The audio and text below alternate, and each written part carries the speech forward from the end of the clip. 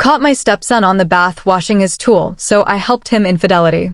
Affairs through the door's aperture, I observed Logan at the sink, his back turned towards me shirtless, with his shoulders slightly stooped, his hands worked with intention, perhaps concentrating on an object, but I could not discern what it was. I washed it and occasionally held it out of necessity. However, during those instances I preferred to manipulate it, moving it up and down. I was uncertain of my thoughts. Your support means everything to us right now. 90% of our viewers haven't subscribed yet, and we really need your help to keep creating exciting content, so go ahead, hit that subscribe button and turn on notifications so you never miss an update. Now let me keep telling you the story and listen closely, because there's an incredibly shocking twist coming your way. Upon entering the restroom and unexpectedly, after my husband died, the house became so silent I could hear the clock tick in the kitchen. My stepson, David, was 16 then. A quiet boy. Kind eyes. My husband always said he was sensitive, but after the funeral, David stopped speaking much altogether. I tried to cook his favorite meals. I asked about school. I left his favorite snacks on the kitchen table. He'd nod, say thank you, then disappear into his room. One night, I passed by his door. It was slightly open. I heard quiet sobs, soft, like someone trying not to be heard. I stood there for a moment, unsure, then gently knocked. David, I said. He didn't answer. I pushed the door open and found him sitting on the edge of his bed, clutching a pillow. His face was red, his eyes glassy. I miss him, he whispered. I don't know how to be in this house without him. I sat beside him, not saying anything at first. I simply placed my hand on his shoulder. That's when he cried fully, the way a child cries when they're lost. I know, I whispered. I miss him too. Every day. In the days that followed, David started talking more. He told me he didn't feel strong enough, not for school, not for friends, not even for himself. Dad always said to be a man. But I feel broken, he confessed. You're not broken, I told him. You're grieving. And grief doesn't make you weak. It means you loved deeply. We began walking together in the evenings. Sometimes we spoke. Sometimes we didn't. But the silence between us became gentler, less like a wall, more like a comfort. One evening, he said, I want to be okay again. For him. For you. For me. And I smiled. That's all I want too. After my husband, Daniel, passed away, everything in the house felt too loud, even in silence. The ticking clock, the hum of the fridge, the echo of footsteps in the hallway. But nothing was louder than the quiet between me and my stepson, David. He was 17. He had always been quiet, but now, after the funeral, he barely spoke. He kept his head down, his hoodie up, his eyes distant. He didn't cry. He didn't talk. He just disappeared into his room every day after school. Sometimes I heard his music through the walls. Sometimes I heard nothing at all. Chapter 2. The Quiet Cup. One morning I made him tea. Just like his father used to, ginger and honey. I placed it on the table as he walked in. He looked at it, then at me. Thanks, he said softly. It was the first word he had said to me in 3 days. I smiled, a small, careful smile. You're welcome. He sat, took a sip, and looked out the window. I don't know what to say to you anymore. His words landed like rain on dry earth. You don't have to say anything, I replied. Just being here is enough. Chapter 3. Grief's Shape. That night, I found him sitting in the dark living room. The TV was on, but muted. He was staring at a photo of his father on the wall. I thought he'd always be there, David whispered. So did I said, sitting beside him. He looked at me, and for the first time, I saw the pain in his eyes. Raw. Honest. I'm angry, he admitted. I nodded. Me too. He breathed out. I feel like I should be stronger. For you. For him. You don't have to be strong all the time, I said. You're allowed to fall apart. And I'll be here when you do. Chapter 4. Rebuilding. Slowly, things changed. We started having dinner together again. Sometimes we laughed. Sometimes we cried. Sometimes we just sat in silence, but the silence felt safer now shared. David told me he wanted to apply to art school. That he'd been sketching at night. That his dad never knew he liked to draw. Show me some time? I asked. He hesitated, then nodded. That weekend, he showed me his sketchbook. It was full of grief and beauty, pain and hope. It told stories words couldn't. Chapter 5, Morning Light. One morning, he placed a drawing on the table. It was of me, holding a cup of tea, smiling. I drew this after that day, he said. When you gave me tea and didn't ask anything from me. Tears filled my eyes. That was the day you started coming back to me.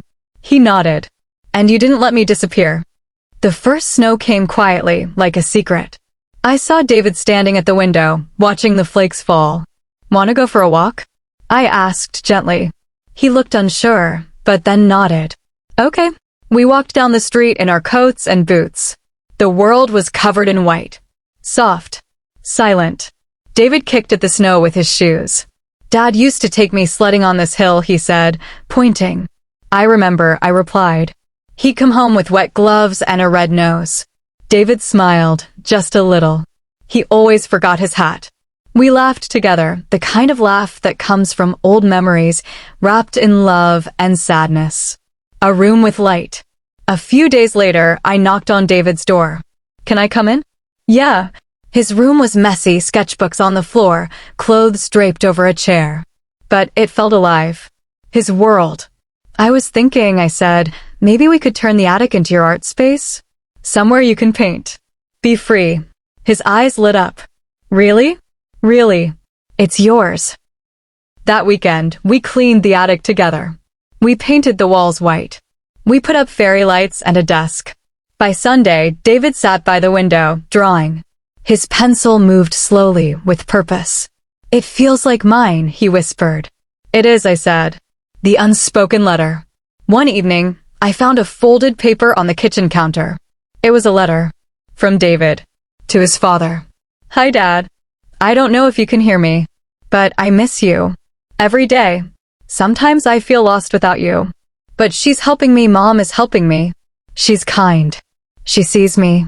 I think you'd be proud of her. And maybe me too, one day.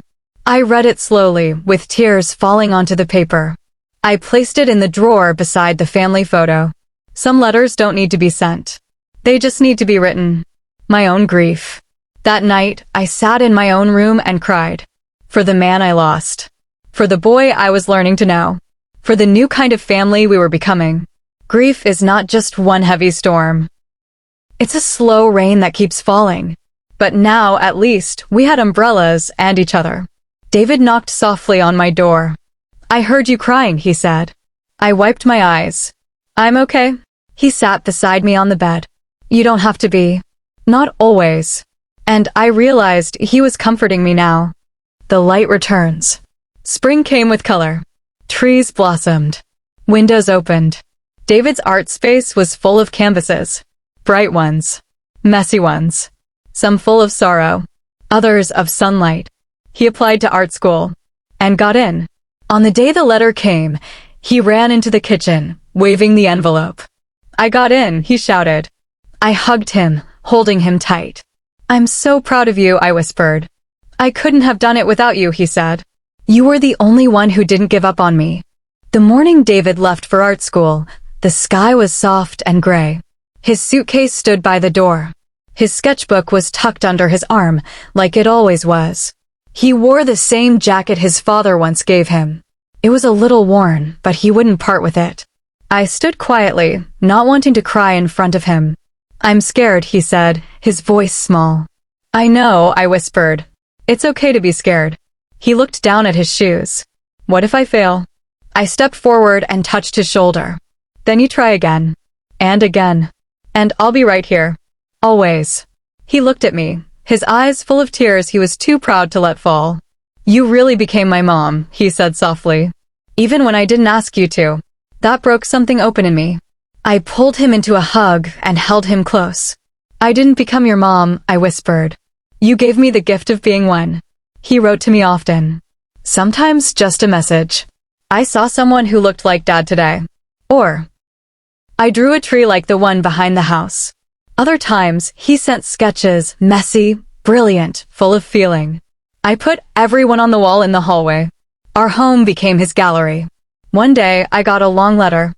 I'm learning to live with the emptiness and also how to fill it. Not by forgetting, but by creating. I think that's what Dad would want.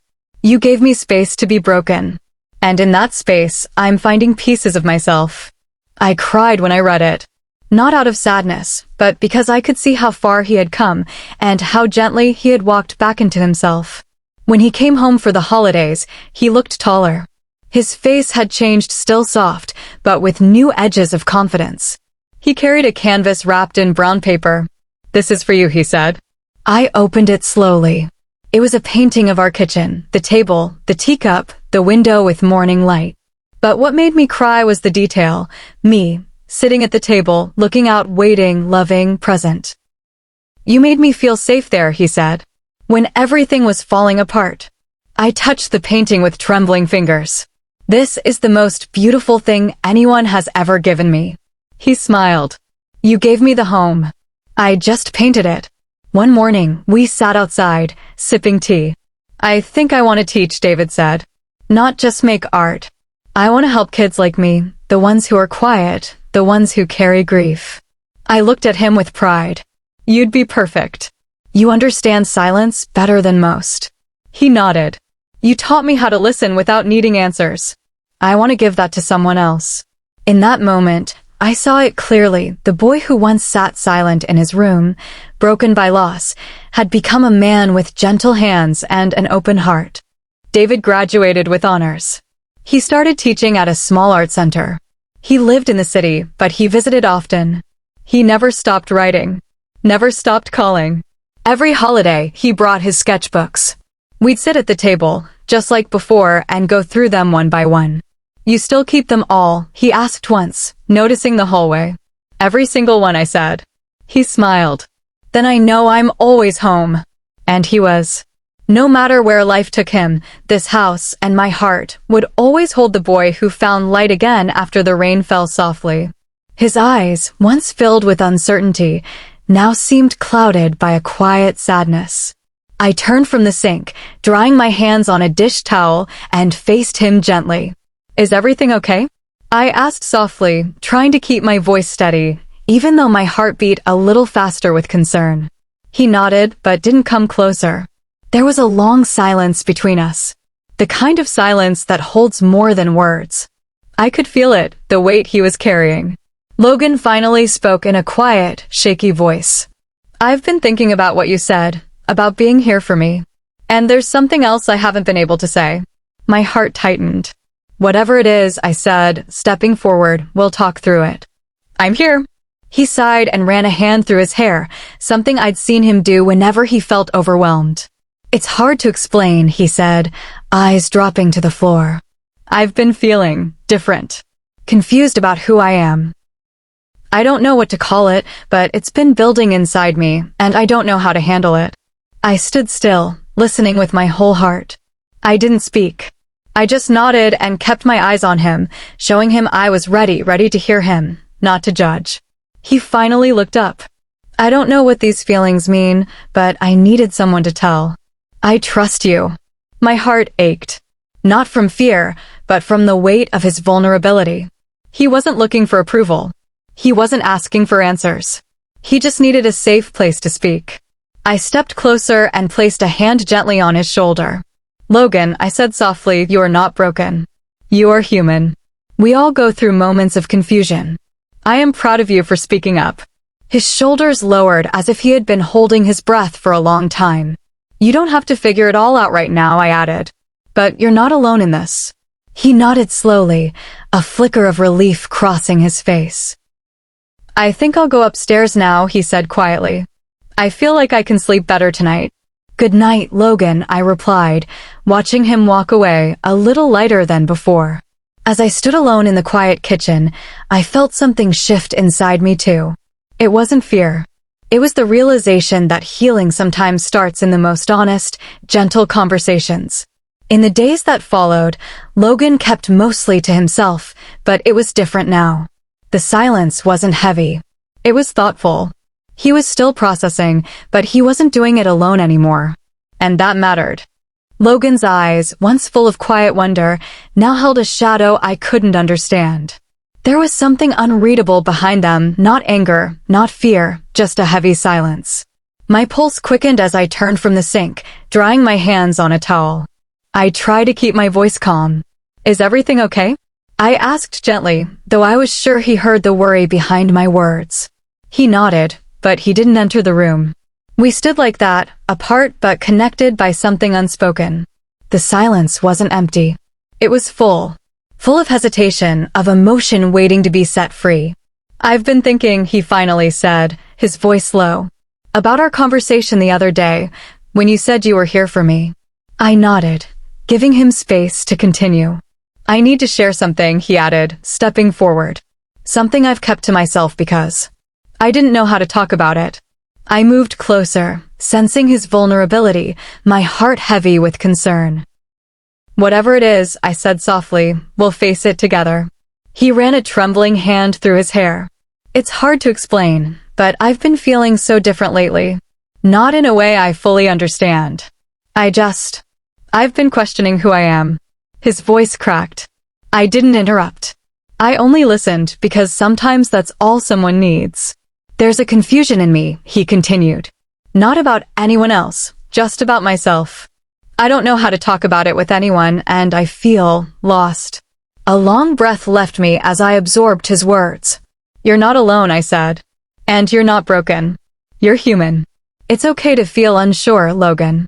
He looked up at me, eyes filled with emotion. I didn't want to carry it by myself anymore. "You don't have to," I said, touching his shoulder gently, a gesture not of comfort but of presence. "You're safe here. Whatever you're going through, we'll walk through it at your pace." He closed his eyes, as if letting go of a weight he had carried for far too long. "Thank you," he whispered. "I'm here," I replied. "And you don't have to figure everything out right now." There was silence again, but this time it felt lighter, not because the answers had come, but because he had been heard. That night, as he walked upstairs, he looked back with a faint smile. "Good night," he said. "I think I'll sleep better tonight." "Good night, Logan," I replied, watching his form disappear down the hall. Alone in the kitchen, I sat down and placed my hand over my chest. I could feel the quiet transformation unfolding, not just in Logan, but in myself. This was more than a conversation. It was a turning point, the beginning of healing, of understanding, and of walking forward, together. The next morning, sunlight spilled through the kitchen window, soft and golden. I was making tea when I heard Logan's footsteps behind me. He entered the kitchen slowly, but something in his face had changed. "Morning," I said, turning with a small smile. "Morning," he replied, voice quiet but steadier than the night before. I poured him a cup of tea and slid it across the table. He sat down, fingers curling around the warm mug like it was something safe. "I meant what I said last night," I told him. "You can talk to me. About anything."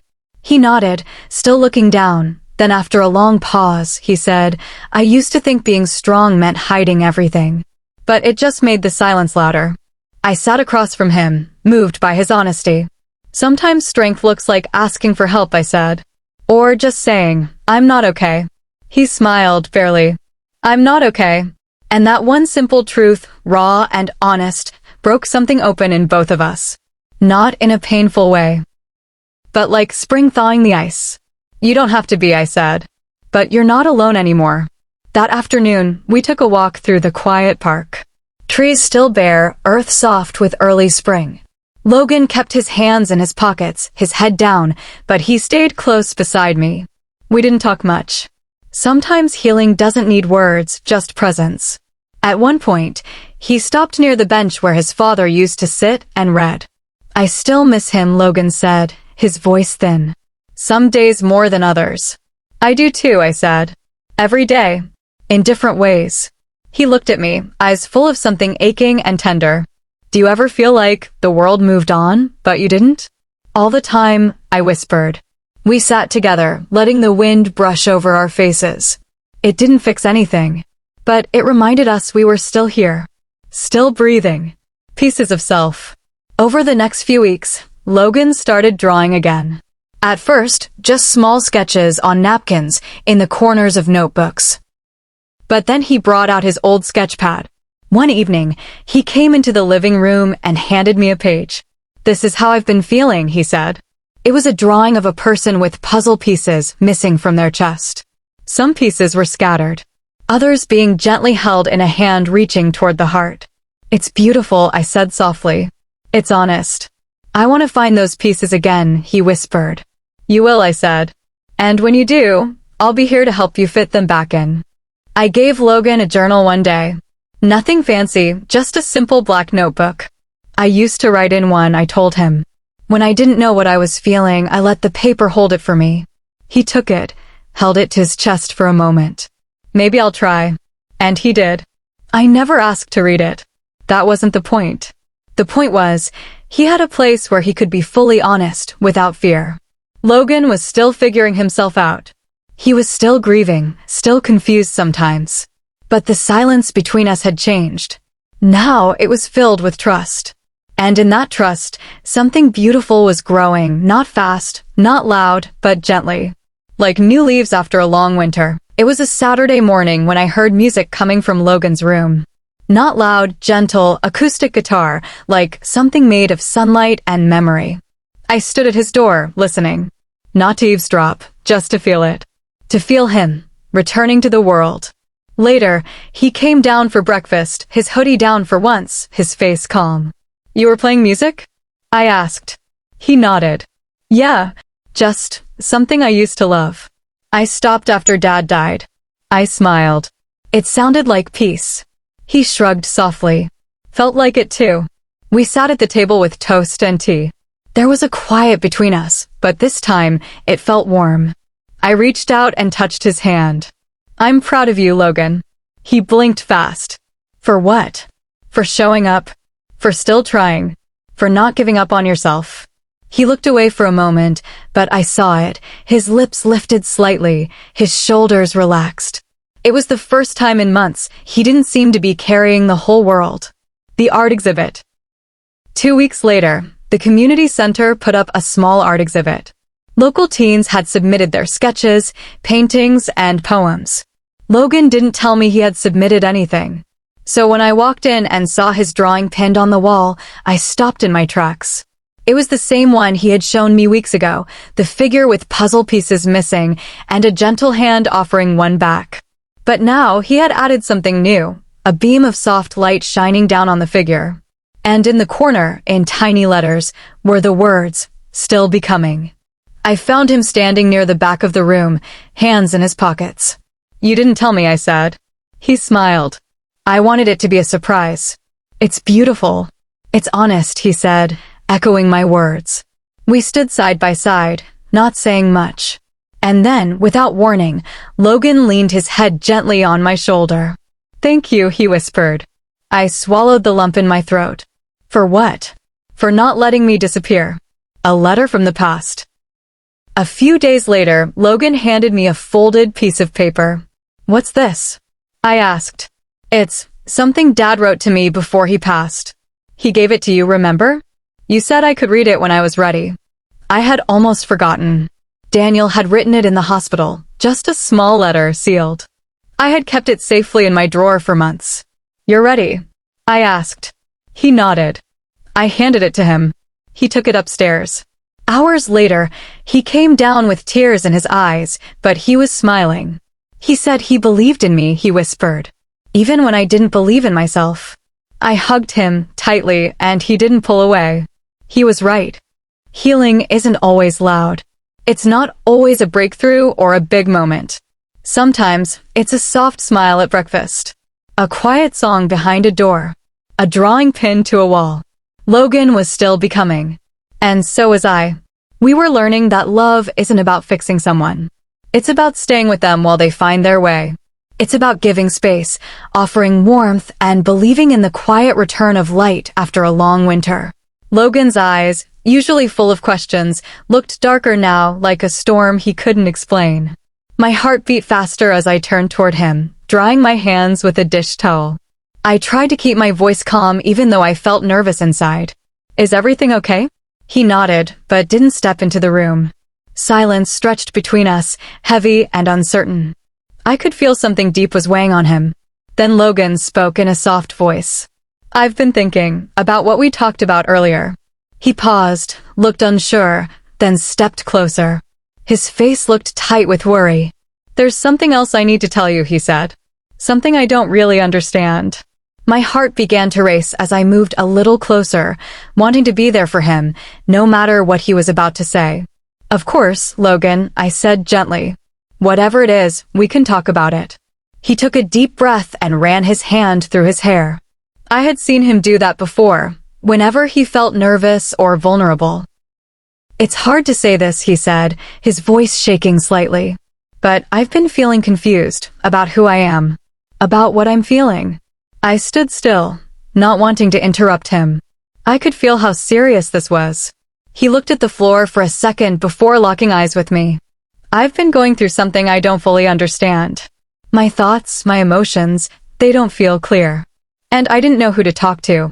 I nodded slowly, trying to give him space. He needed someone to just listen, someone to see his pain and not turn away.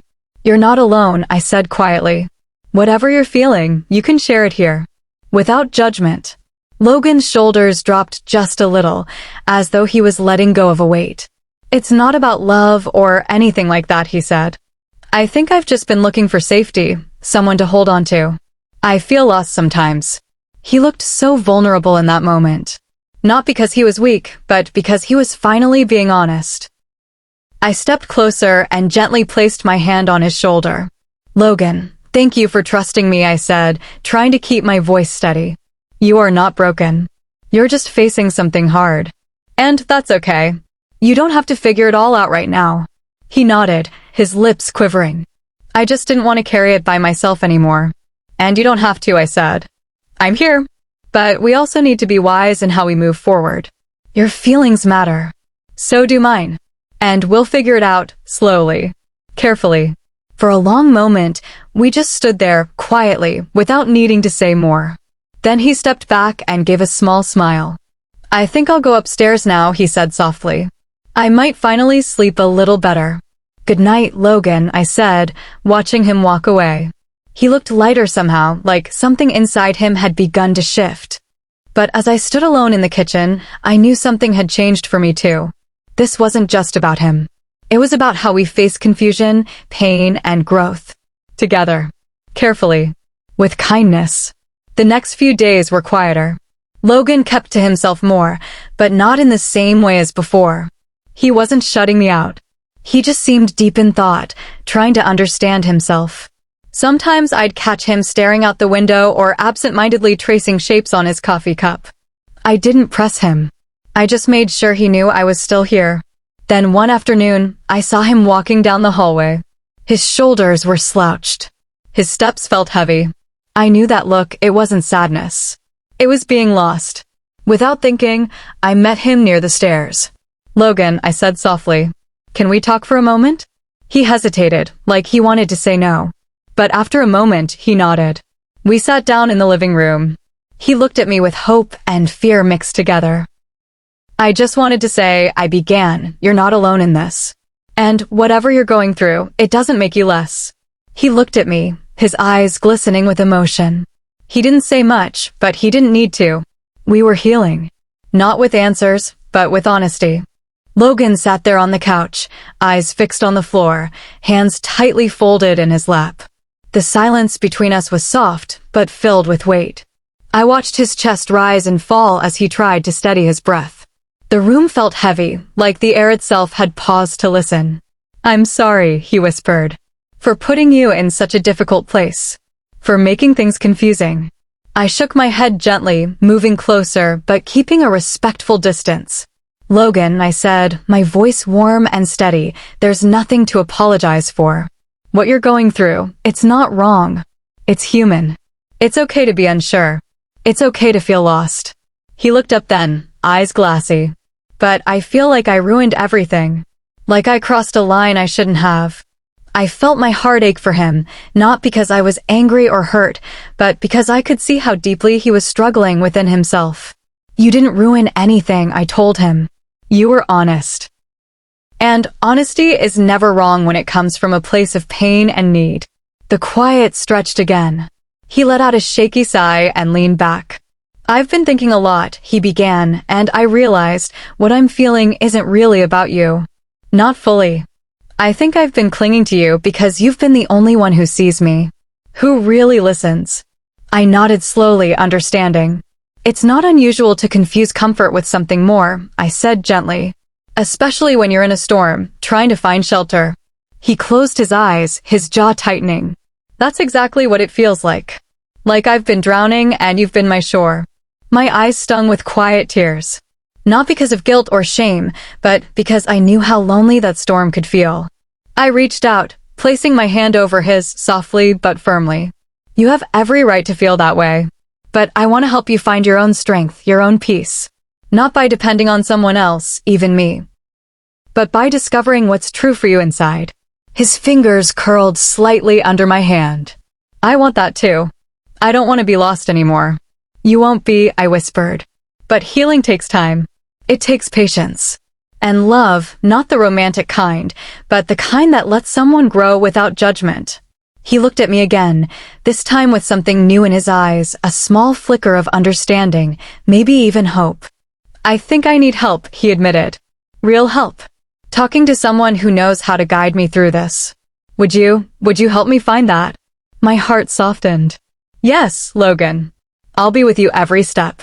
And I'll help you find someone who can walk beside you in ways I can't. He nodded slowly, a tear escaping down his cheek. I didn't wipe it away, I let it fall. Sometimes, tears are the first step out of the dark. That evening, as the sun set and the shadows in the room stretched long and quiet, I sat beside him. We didn't speak much more, but the silence between us had changed. It was no longer filled with fear or confusion. It was filled with peace. A new beginning. The next morning, I found Logan sitting at the kitchen table. He was already dressed, a warm sweater hugging his frame, and a mug of untouched tea in front of him. He looked calm, but tired, the kind of tired that comes from facing something heavy inside. I walked in quietly. Morning, I said gently. He looked up and gave a small smile. Morning. I poured myself some tea and sat across from him. How did you sleep? He looked down at the mug. Better than I thought I would. It still hurts, though. Everything inside me feels like a tangle. That's okay, I said softly. Untangling takes time. You've already made a brave start. He nodded, a long silence between us. Then he asked, do you think something's wrong with me? The pain in his question cut deep. I reached across the table, resting my hand near his. No, Logan. There's nothing wrong with you. You're feeling a lot, and you're trying to make sense of it. That takes strength. Real strength. He blinked like he hadn't expected those words. It doesn't feel like strength. Sometimes strength is just not running away, I said. And you're still here. That matters. He let out a breath he'd been holding. I want to understand myself. I don't want to hide anymore. We can do that, I said. Together. Later that day, we sat down with a notebook and made a plan. Nothing big, nothing rushed. Just small, gentle steps. Logan agreed to try talking to a counselor, and we looked up a few together, people who understood what it meant to feel confused, alone, and overwhelmed. As we read through websites, Logan leaned back. I don't know what I'll even say to them. Say what you said to me, I replied. That you're not sure how to feel. That you're trying to figure things out. That's more than enough. He was quiet for a moment, then nodded. Okay, I'll try. Over the next week, something began to change in him. Not quickly, not loudly, but I noticed. He started waking up a little earlier. He walked outside more. Sometimes I'd see him journaling in the living room, headphones in, lost in thought. He still had hard days, days where he stayed quiet or looked far away. But he wasn't drowning anymore. One evening, after dinner, we sat on the couch in silence. The TV played softly in the background, but we weren't really watching. Logan turned to me and said, I feel like I'm beginning to breathe again. I smiled. That's beautiful, Logan. It's not just you helping me, he added. You gave me space to help myself. You didn't fix me. You reminded me I wasn't broken. I felt tears welling in my eyes. You never were broken, I whispered. You just needed someone to walk beside you. He looked at me for a long time. Thank you for seeing me. I reached over and placed my hand gently over his. Always. That night, as I lay in bed, I thought about all the quiet moments that had brought us here, the storm, the silence, the questions, and the pain. But I also thought about the growth, the strength, and the truth that had begun to bloom between us. Not because we had all the answers, but because we had chosen compassion over fear. And because healing, no matter how slow, had finally begun. Logan's first therapy session was on a Tuesday afternoon. The sun was soft that day, hiding behind clouds as if the sky itself knew it was a time for quiet reflection. I offered to drive him, but he chose to go alone. I need to do this myself, he said, his voice calm but steady. I understood. I stood by the door as he laced his shoes, my heart full of quiet prayers. You've got this, I told him. Just be honest. You're not going there to be perfect. You're going there to be real. He looked up, his eyes softer than they had been in weeks. Thank you for not giving up on me. I never will, I said. When he returned that evening, his shoulders looked a little lighter. We sat in the living room, and I didn't ask right away. I let him take his time. Finally, he spoke. It was hard, he said, but it felt good. I cried. I said things I've never said to anyone. I nodded gently. That's brave. He smiled, small and unsure, but it was the first real smile I'd seen in days. She told me I've been holding too much inside for too long, that I've been trying to carry things alone that I never had to carry. I've thought that too, I said. I've seen the weight in your eyes. He looked at me, then looked away. I think I spent so long hiding behind silence that I forgot how to ask for help. I leaned in, my voice low and kind. But now you're learning, and that matters. Over the next few weeks, Logan kept going to therapy. Some days were good, others were rough.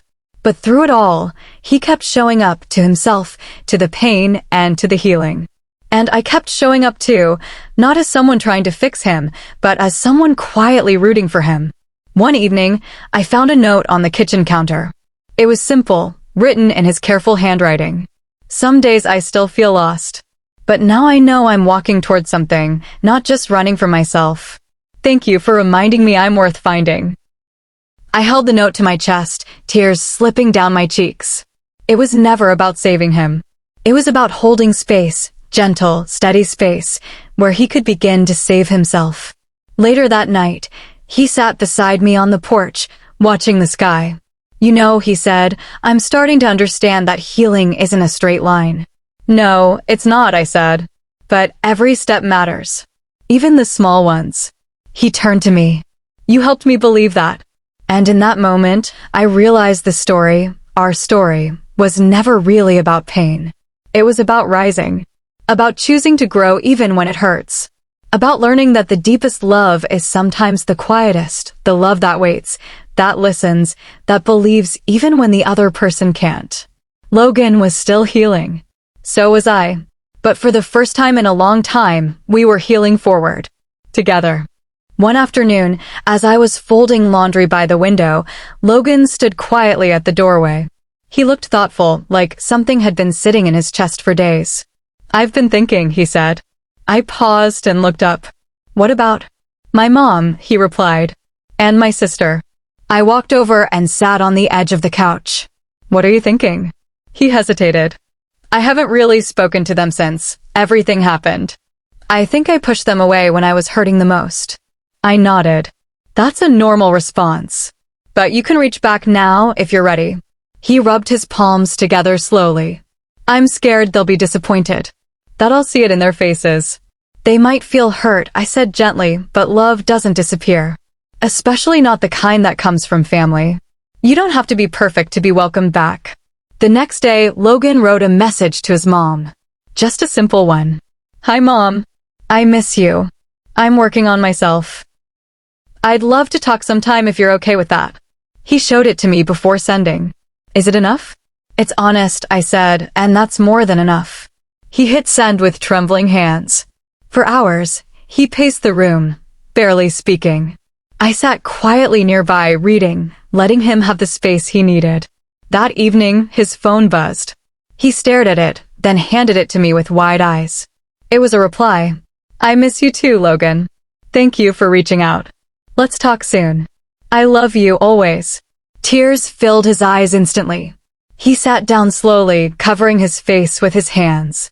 I moved beside him and wrapped my arms around his shoulders. You're doing it, I whispered. You're coming back to life. He nodded through the tears. I forgot what love felt like. I thought I didn't deserve it anymore. But you do, I said, holding him close. Even on your worst days, you are still worthy of love. Over the next few weeks, Logan visited his mom and sister. It was slow, emotional, sometimes quiet, sometimes full of tears. But each visit stitched a little piece of him back together. And through it all, I noticed something in Logan I hadn't seen before: peace. Not the kind that came from fixing everything, but the kind that came from finally allowing himself to be seen, to be forgiven, and to begin again. One evening, after a long talk with his sister, he came home and said, "She told me she never stopped waiting for me to come back. She said she always knew I'd find my way." I smiled. "You are finding it, Logan."